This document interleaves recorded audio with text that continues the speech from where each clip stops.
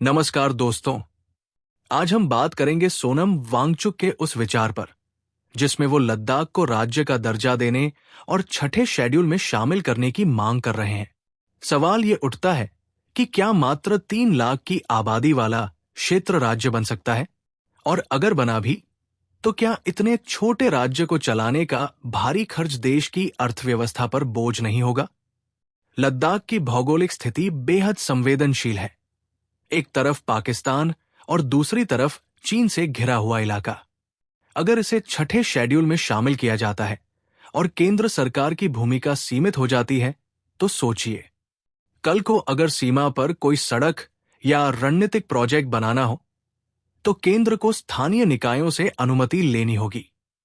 क्या यह राष्ट्रीय सुरक्षा के साथ खिलवाड़ नहीं होगा?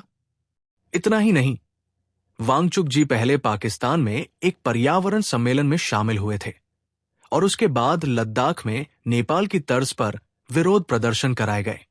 क्या इससे यह संदेह नहीं उठता कि कहीं न कहीं दाल में कुछ काला तो है?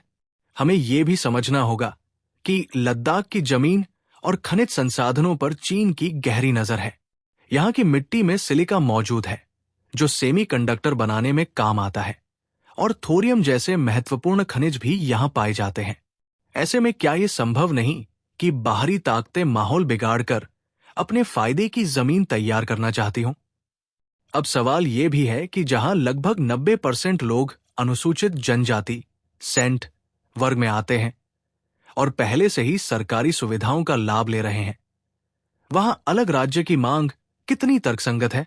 ऊपर से लगभग 6,700 तिब्बती शरणार्थी भी लद्दाख में रहते हैं, जिनमें से कई प्रदर्शनों में शामिल होते हैं।